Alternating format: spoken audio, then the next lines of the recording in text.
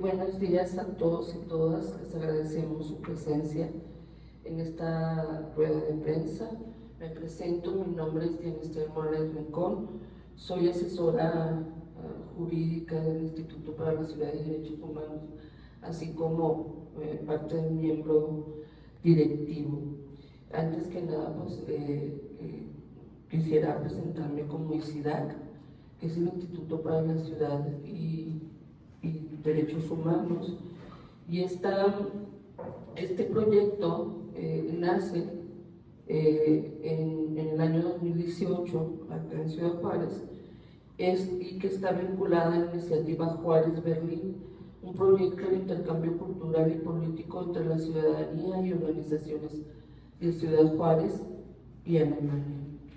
Nuestro objetivo central es contribuir a la construcción de la paz y el ejercicio pleno de los derechos humanos en nuestra comunidad a través de la recuperación de espacios comunitarios, procesos de justicia transicional, es decir, verdad, memoria y reparación, e investigación crítica que fortalezca la participación ciudadana y la transformación colectiva de esta ciudad. Como parte de nuestros programas de justicia transicional, que tienen que ver precisamente con aspectos que tienen que ver de graves violaciones a derechos humanos, entre otras cosas, y que tienen que ver también con procesos de pacificación, hemos tenido a bien abrir un programa por la necesidad que hay en la ciudad de trabajar con mujeres víctimas de violencia. Es por eso que en esta ocasión titulamos a esta rueda de prensa Violencia institucional y retroceso judicial, mujeres e infancias en riesgo y en Chihuahua. Y ahorita estas tres mujeres nos están acompañando para que compartan su vivencia sobre cómo han enfrentado esas violencias institucionales y cómo de manera personal y de manera colectiva ha sido parte de su camino. Es por eso que nosotros pedimos que vinieran para presentar tanto el ICIDAC, pero sobre todo para presentar estas mujeres que son realmente muy valientes. Y una de las cosas que quiero poner en contexto por lo que ellas han vivido y muchas mujeres han vivido también, es que en Chihuahua las mujeres y sus hijos e hijas enfrentan un agravamiento de la violencia institucional que dificulta su acceso a la justicia y a la protección. Los cambios recientes en el sistema judicial, la sustitución de jueces de carrera por jueces electos por voto popular ha generado preocupación entre organizaciones civiles, especialistas y obviamente víctimas por el retroceso en criterios técnicos de independencia judicial y protección de los derechos fundamentales. Diversos observatorios nacionales han documentado los efectos de la reforma judicial en México y coinciden en señalar impactos adversos en el funcionamiento del sistema de justicia, como por ejemplo el observatorio integrado por el TEC de Monterrey y el Heraldo de México, así como el observatorio de la Universidad Iberoamericana. Reportar que la reforma profundizó la parálisis e incertidumbre institucional, registrando una participación ciudadana mínima en la elección judicial y una disminución relevante en la tramitación de asuntos familiares que hoy nos convoca durante los paros y actualmente. Ambos observatorios advierten que estos efectos representan retrocesos operativos y riesgos para la protección de derechos, particularmente en materia familiar y de violencia de género, y recomiendan fortalecer la profesionalización, la transparencia y revisar el modelo de elección de jueces. Y yo diría que hubiera más dinero para que hubiera más gente que pudiera atender estas problemáticas. El instituto ha documentado varios de ellos y hoy nos representan tres mujeres. Estas tres mujeres que han vivido violencia institucional y violencia vicaria. Quiero antes que nada agradecer al maestro Eduardo Antonio Sáenz, visitador titular de la Comisión Estatal de Derechos Humanos en esta ciudad, y del maestro Yair Hernández, director ejecutivo de la Agenda Promoción y Políticas Públicas de la misma institución. Ambos, desde su labor personal e institucional, han acompañado de manera cercana esta problemática y han contribuido a visibilizar las prácticas que vulneran los derechos humanos de las mujeres en Chihuahua. Les pido que miren a estas mujeres como miran a quienes han sobrevivido a la tormenta y aún así conservan luz. Ciudad Juárez ha sido testigo de noches largas, de ausencias que duelen y de caminos que parecen quebrarse. Pero también ha sido cuna de una fuerza que no se explica, solo se siente. Esta fuerza vive en ellas. Cada una ha caminado por calles donde la memoria pesa, donde la violencia intenta hacerse costumbre, pero aún así eligieron levantarse. No llegaron aquí desde la fragilidad, sino desde la valentía que nace cuando una mujer decide que su vida tiene valor que nadie puede arrebatar. Y no están locas, aunque muchas veces las han tildado de eso, como si el dolor o la resistencia fueran sinónimos de locura. Ellas no están rotas ni desequilibradas, están de pie.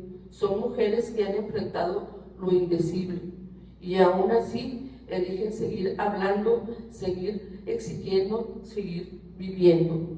Ellas son como esas flores que brotan entre la tierra seca del desierto, improbables, tercas, hermosas, y al florecer nos recuerdan que la esperanza en Juárez no es ingenua, es una forma de resistencia. Cuando escuchen sus historias, les pido que no piensen en el dolor, sino en la dignidad. No piensen en lo que les hicieron, sino en lo que ellas están construyendo hoy: verdad, justicia y futuro.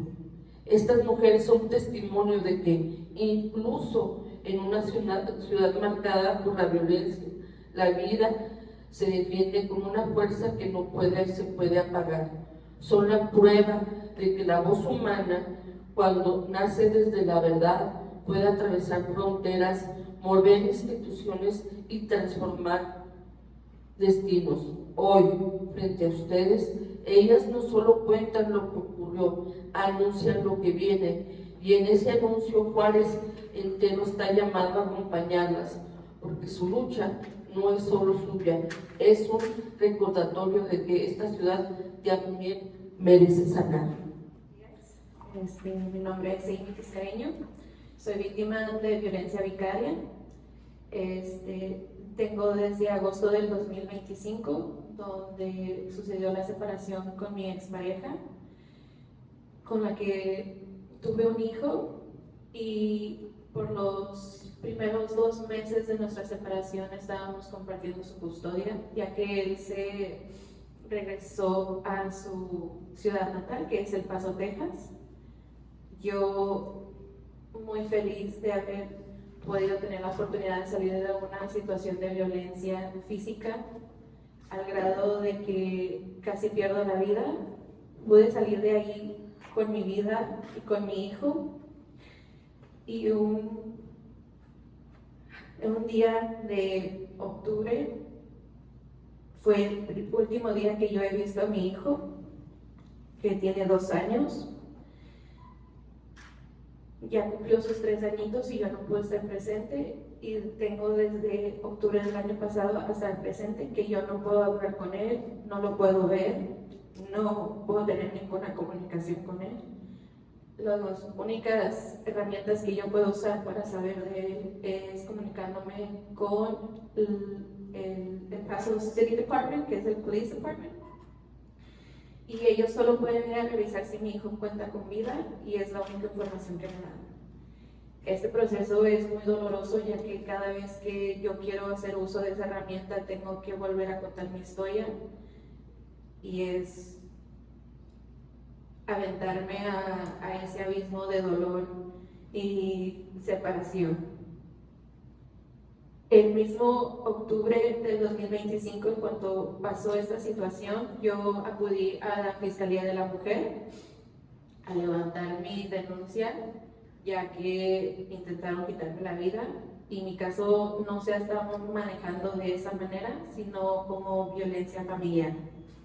Cuando pues di todo mi testimonio y pruebas que confirman lo que me pasó. También acudí a las instalaciones de la Secretaría de Relaciones Exteriores, donde me explicaron el proceso que yo tenía que llevar, que es una restitución de un menor, y me comentaron que yo podía hacer este proceso sola, que no necesitaba un abogado, pero toda la papelería que yo necesito y todos los procesos que se necesitan para poder tener una restitución de un menor es ir a los juzgados, es estar representada por alguien, es tener traducciones, apostillas, y este mismo proceso cuesta dinero que no se les da aviso a las víctimas, no se les da algún apoyo con abogados o asociaciones que nos puedan ayudar, solo se nos dice que nosotras solas podemos. Entonces yo sola aquí estoy luchando por poder reencontrarme con mi hijo. He estado exponiendo mi caso desde que inició, he sido revictimizada, ya sea por el público y también por la Fiscalía de la Mujer, ya que los hechos contra mi vida pasaron en mayo y se me hizo la pregunta de que por qué esperé tanto tiempo para denunciar, cuando solo habían pasado unos pocos meses.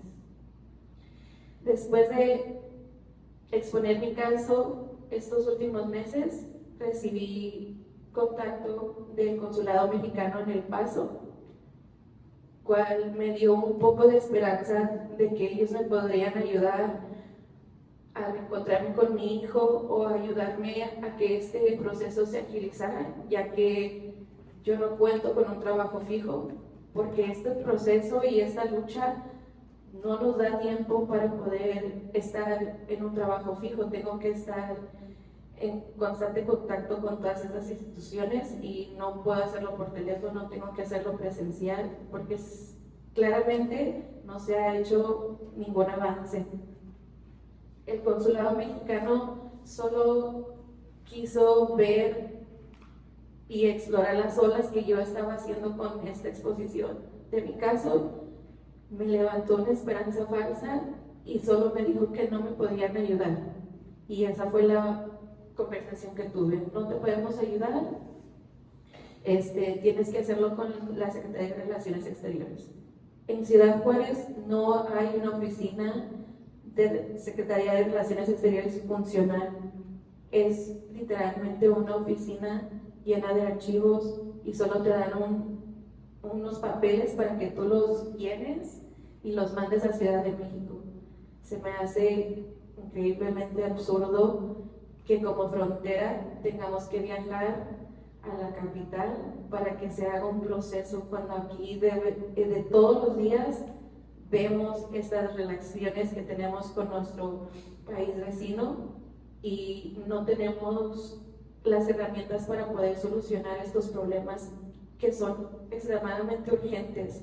Esto ya no es sobre mí, sobre la experiencia que yo tuve, sino sobre mi hijo, y que a él se le está quitando la oportunidad de crecer junto a su padre y su familia, que lo quiere mucho.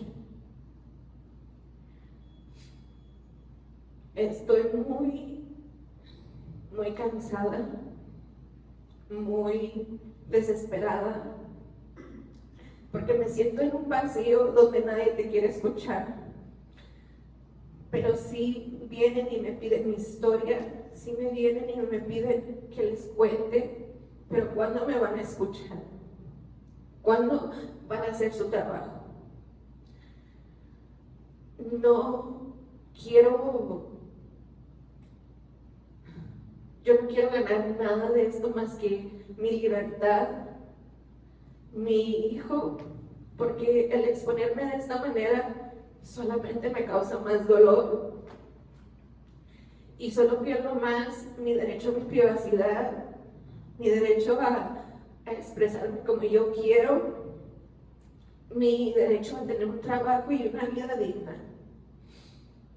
Y yo sé que muchas más mujeres en esta ciudad están atravesando este mismo dolor y esta misma experiencia y aún no han encontrado la fuerza o las personas adecuadas para que se les dé ese acompañamiento y apoyo para poder gritarlo y decirlo. Entonces, espero que nuestro gobierno en nuestro país entienda que estas son situaciones que sí están pasando y sí existen y que necesitan tomar acciones de urgencia. Esto no es una pelea familiar, no es un pleito entre dos personas. Esto es la vida de un niño que se quiso traer a este mundo con mucho amor y por la cobardía de otra persona le está arrebatando su derecho a una vida bonita, digna y cerca de sus padres.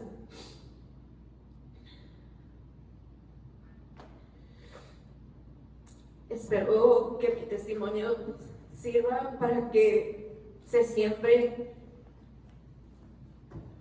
esa fuerza y esa valentía para que otras mujeres la puedan usar y puedan venir y se sientan acompañadas entre nosotras, porque tenemos que pelear por nuestros hijos. Nos tachan de locas, de que solo queremos atención, cuando no es así. Yo lo que quiero es estar en mi casa, yo lo que quiero es estar con mi hijo y verlo crecer.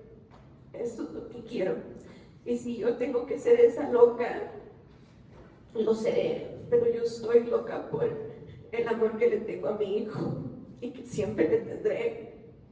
Y esto lo hago para que él vea que yo todos los días voy a seguir luchando por él.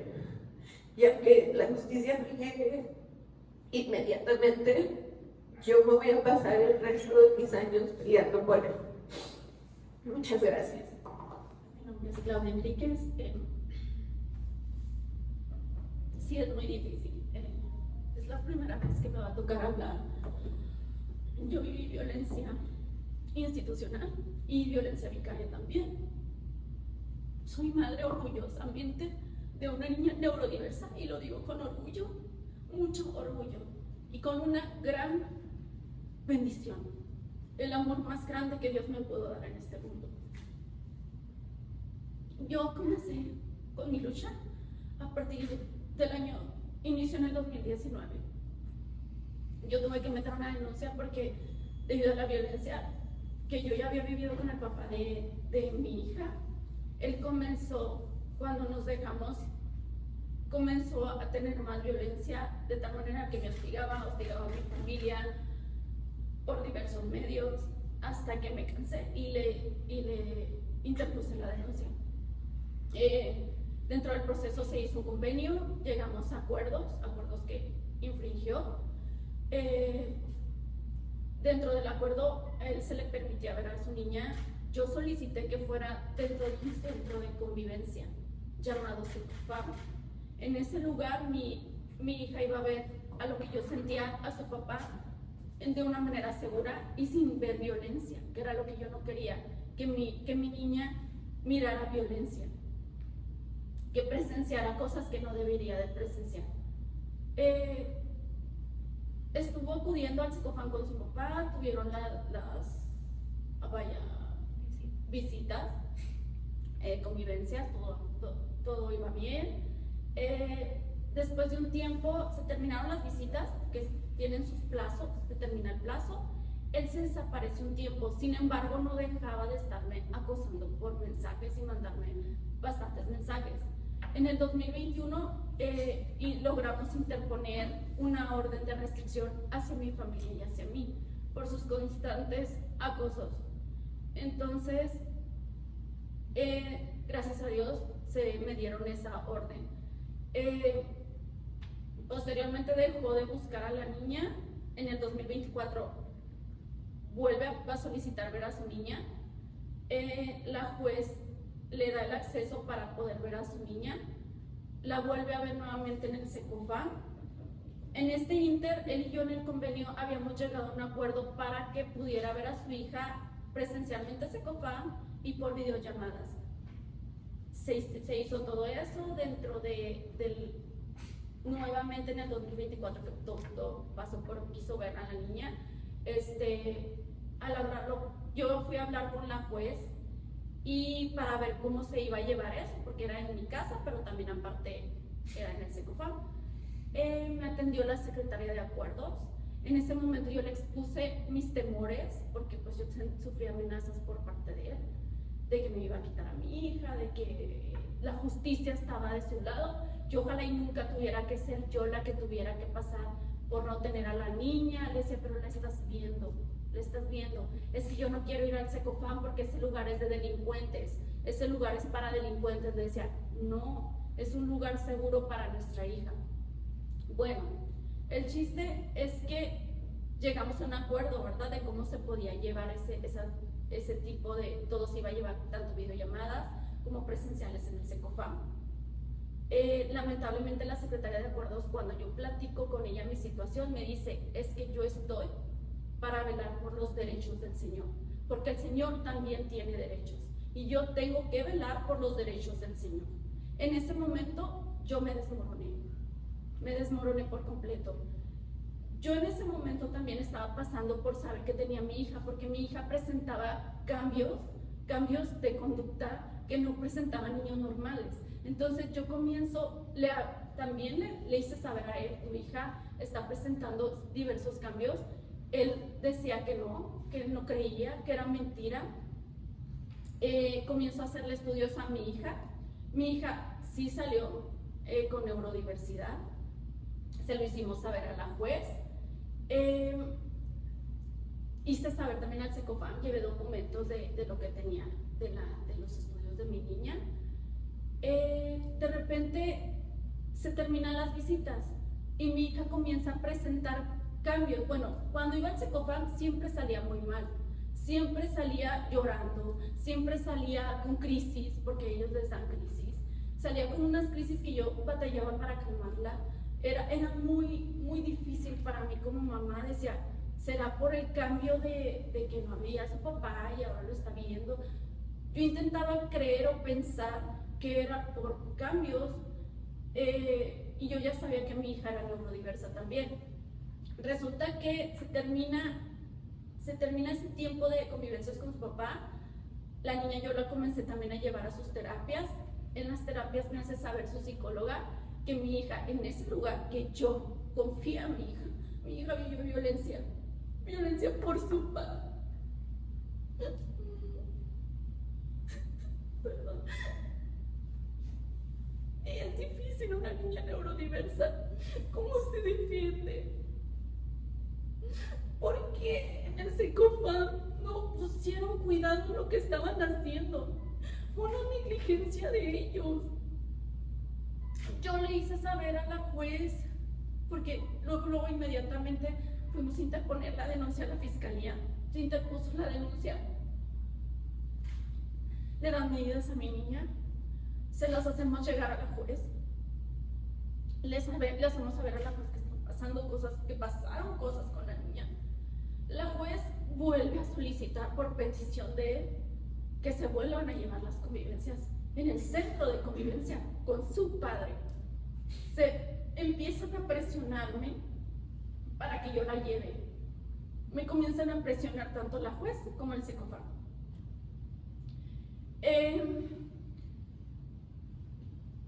Fue difícil porque también se llevó esto al órgano administrativo, se metió una apelación. La apelación ya lleva un año que no responde. El órgano administrativo lo único que me supo decir fue que que mi abogada tenía que presionar y tenía que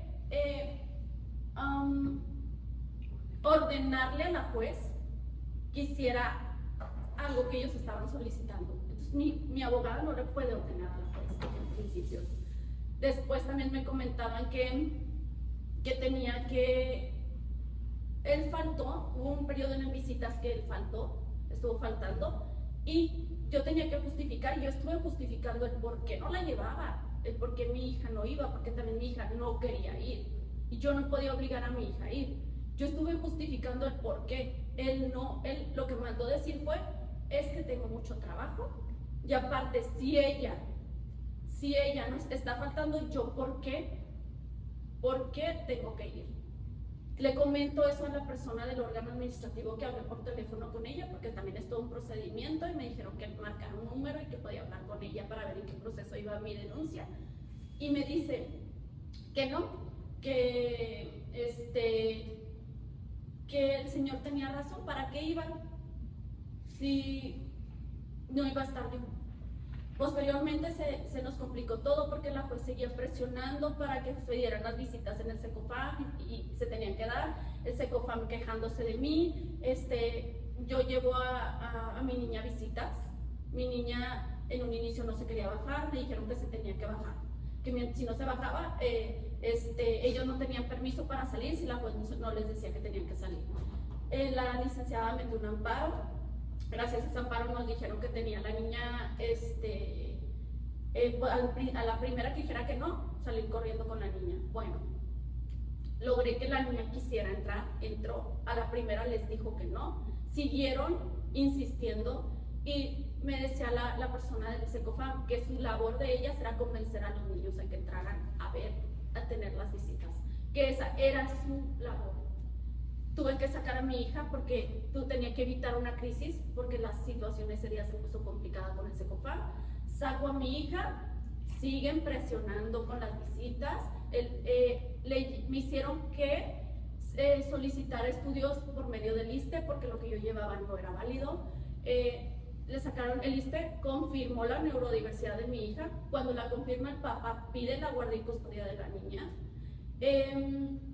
La juez quiso saber por qué no la llevaba, se le hizo saber el por qué, porque mi hija es neurodiversa, no quiere ir, presenta cambios, cada que va a ir entra en crisis, no puedo yo obligar a mi hija a ir a un lugar que ella no quiere ir. Se le hace saber eso a la juez lo que hace es, a lo que me dice mi abogada, tiene que tomar medidas de apremio. La primera es multa, no me multó nunca, me manda a arrestar. Cuando me manda a arrestar se busca la apelación nuevamente. Ahorita estoy bajo suspensión de arresto provisional. ¿Por qué? Porque la juez no entiende ni con las pruebas que le lleve, porque ya le llevé pruebas de lo que tiene mi hija, ya le llevé pruebas hasta de cómo se ponía mi hija, de todo. Mis pruebas ahí no son válidas, mis pruebas ahí no tienen validez.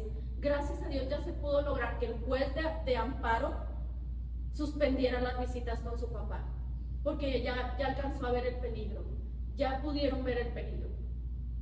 Cuando yo lo único que le pedía a la juez, lo único era, yo no estaba en desacuerdo que mi hija mirara a su papá porque es su figura paterna. Yo solamente quería que mi hija, primero, se le aceptara como era, porque su papá en un documento dijo que yo era la que lo estaba inventando y haciendo que la niña se comportara así. Entonces, que él lo acepte como es, él la quiera como es, que respete los tiempos de la niña, sobre todo sus tiempos de ella, cuando ella quiera, como ella quiera, que se adapte a la niña, que tome cursos de cómo tratar a nuestra hija. Pero eso es tan complicado para las leyes, es tan complicado que lo único que ha hecho es que todo se haga más largo, de tal manera que hace unos días intentó sustraer a mi hija. Probablemente fue intento de sustracción por cómo se llevó todo. Entonces yo lo único que le pido es a la juez que ya deje de estar exponiendo, juez de lo es la juez de cuarto de lo familiar, que deje de estar exponiendo a mi hija. Ya, por favor, ya tiene las pruebas de que mi hija es neurodiversa, ya tiene todo lo que usted requería, ¿qué más quiere? Por favor, ya no expongan a mi hija. Fiscalía, muévanle mi expediente, muévanle ese expediente de esa niña. Mi bebé, ¿cuánto tiempo no me la van a estar arriesgando? ¿Por qué los niños tienen que pasar por esto? También el papá, por favor, ya quiere a tu hija un poco.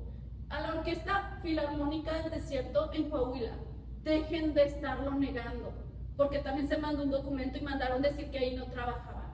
Él trabaja ahí, no lo niegue. Esto es algo familiar, se tiene que arreglar familiarmente. Por favor, amigos de él que lo están ayudando, que lo ayudaron con todo esto, que están yendo a mi casa, que nos están hostigando, que creen que no nos damos cuenta, que se paran afuera de mi casa y me están siguiendo y están viendo qué estamos haciendo. Ya, por favor, no lo apoyen.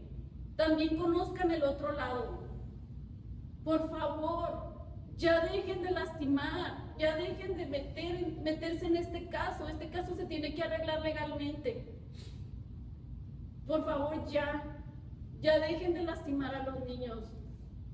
Es lo único que yo puedo pedir, que por favor ya las autoridades se muevan a hacer su trabajo, que el Secofam que haga su trabajo y deje de estar exponiendo a los niños. Y que si les dicen que un niño es neurodiverso, un padre les va a decir porque su hijo es neurodiverso, no porque es algo inventado. Y que la juez no le haya dicho a ellos que mi hija era neurodiversa, no es mi problema. No sé, desconozco las razones por lo que la juez lo hizo. Y es lo único que yo podría decir, la verdad. Son muchos sentimientos, son muchas cosas por las que nosotros pasamos día a día y luchas muy constantes. Gracias. Hola, buenos días. Como dijo la licenciada, soy Melissa Vargas. Desde hace 9 meses me desempeñaba como agente ministerial de la Fiscalía General del Estado. Mi caso comienza cuando yo denuncio por violencia familiar a un compañero. Lamentablemente este compañero pues era de los favoritos por los altos mandos de fiscalía. Cuando yo intento previamente llegar y a dialogar directamente con ellos de que me dejara en paz esta persona, me acosaba, me llevaba a seguir, a tocar los birros de la unidad oficial, amenazándome con incluso matar a mis hijos y al padre de mis hijos. Cuando procedo a denunciarlos, me vuelvo víctima de todo tipo de acoso institucional, al grado en el que se cuestiona mi desempeño como elemento activo. Posteriormente, el padre de mis hijos se une con este compañero junto con los agentes del Ministerio Público de Asuntos Internos. Cuando yo le solicito el divorcio al papá de los niños, me amenaza y chantajea concederle la patria potestad a mis hijos si no cedía la demanda. Se une con el compañero al grado de chantajearme para que él obtenga la libertad. En efecto, él está libre, incluso bajo suspensión. Él ahorita está trabajando tranquilamente como agente ministerial también, mientras yo sigo suspendida administrativamente, ya que fui objeto de denuncias falsas en contra de mis propios hijos. Tengo 18 meses luchando por recuperar a mis hijos, donde las agentes del Ministerio Público de Asuntos Internos me amenazan constantemente que si no cedo la patria potestad al padre de mis hijos, me van a mandar a la cárcel. Estoy aquí haciendo un llamado, no a las autoridades, no a la fiscalía, porque yo soy miembro sino a las máximas autoridades del gobierno del Estado, que la violencia en la que estoy siendo objeto no es nada más institucional, vicaria, económica, patrimonialmente, porque esta persona me despojaron de todo cuando yo era el sostén de mi familia.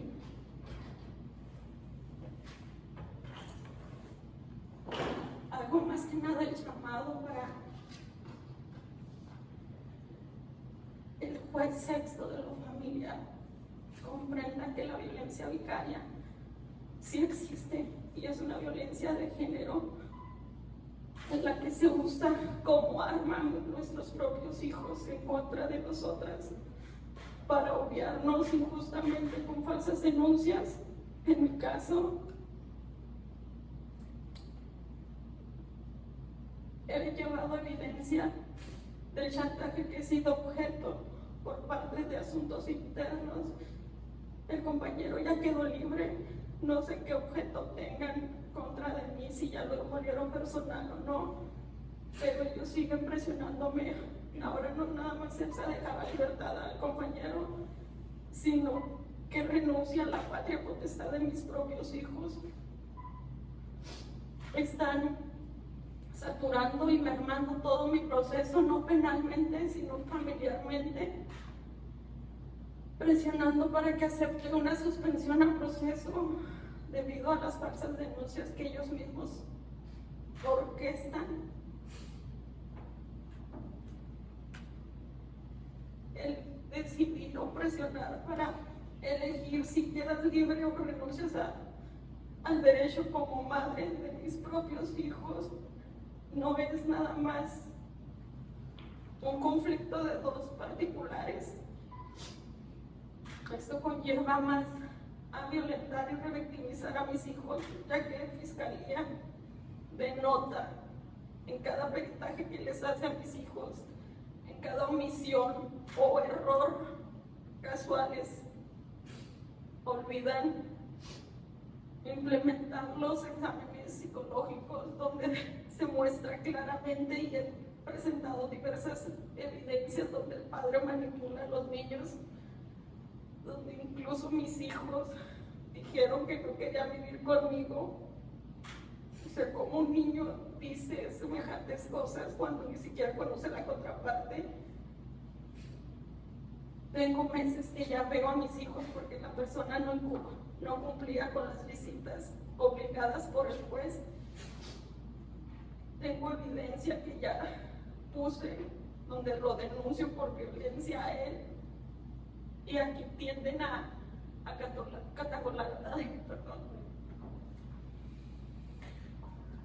a la que señalan y tienen bajo escrutinio siempre constante. No sé si puede implementar la palabra, pero de una mujer fácil, o de una mujer que por cuestiones de mi trabajo descuidaba a mis hijos. Realmente se equivocan. Lo reitero, tengo pruebas, tengo testigos de que yo siempre me daba el tiempo para cumplir con las obligaciones como madre.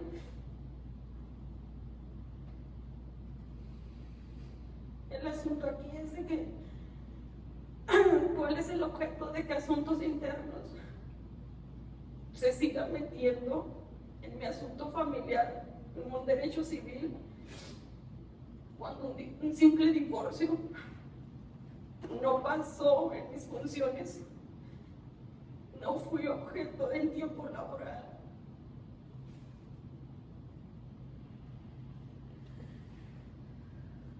Querían libre al compañero, el compañero ya está libre. Ya lo dejé en paz, simplemente les pedía que me dejara en paz, que me dejara de acosar.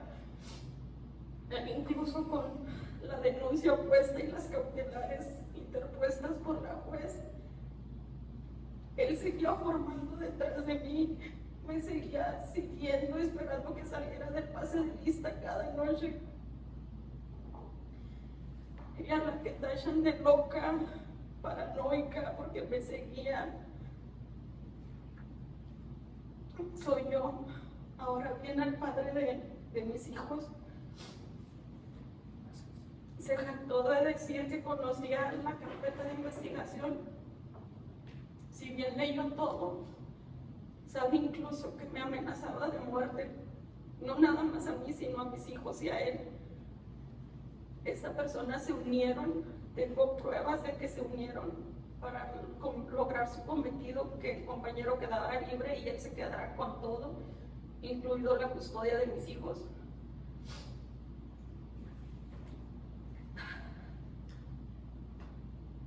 Yo nada más pido que en verdad se investigue y se trate, se reconozca la violencia vicaria como violencia de género, la violencia institucional. Créanme, es lo que ya menos me importa. Solo quiero recuperar a mis hijos.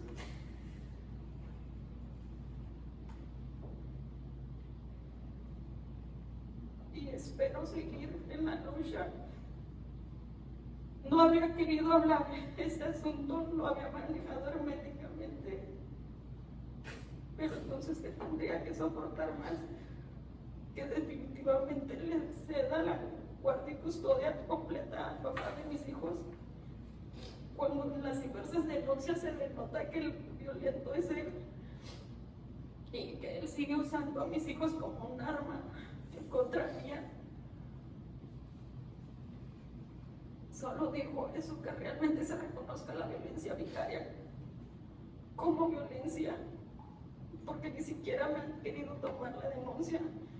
Yo, perteneciendo a la Fiscalía General del Estado, tardé 1 año para que se me tomara una denuncia, porque se puso en tela de juicio, porque se me decía que había conflicto de intereses.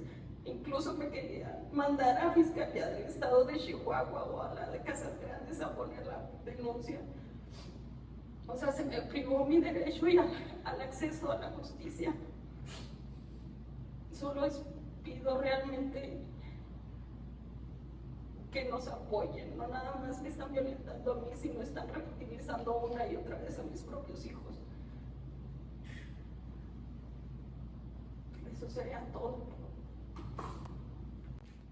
Otra vez, Ciudad Juárez ha sido la punta de lanza, lastimosamente, de la violencia contra las mujeres.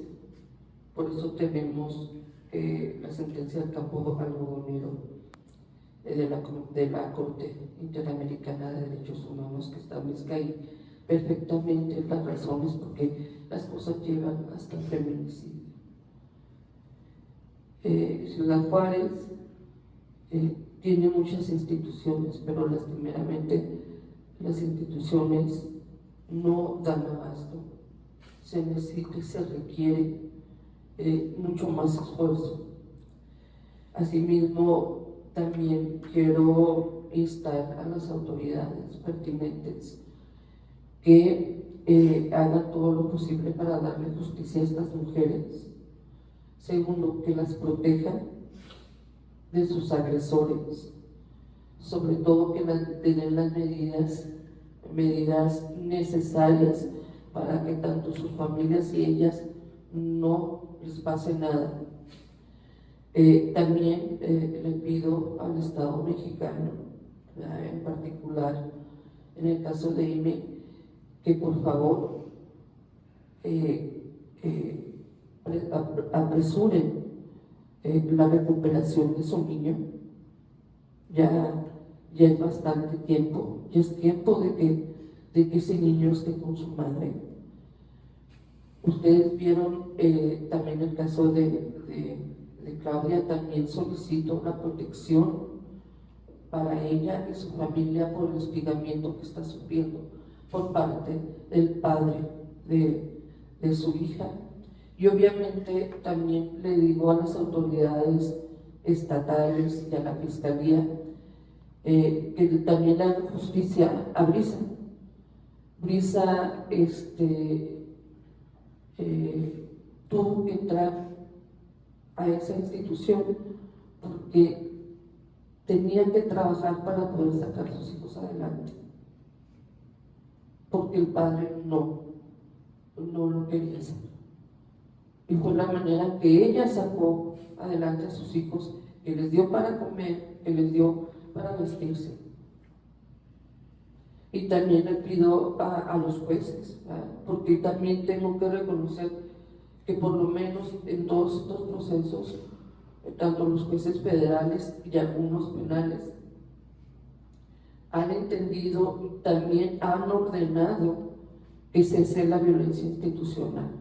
A ella la tienen suspendida sin pago y tiene que tener un mínimo vital. ¿Sí? Ellas han tenido que trabajar por cuenta propia. ¿Por qué? Porque estos procesos las llevan todo el tiempo y cada instante de sus vidas a estar pendiente de lo que tienen que seguir haciendo. Entonces, pedimos este derecho, es una exigencia, porque es el deber del Estado mexicano hacerlo.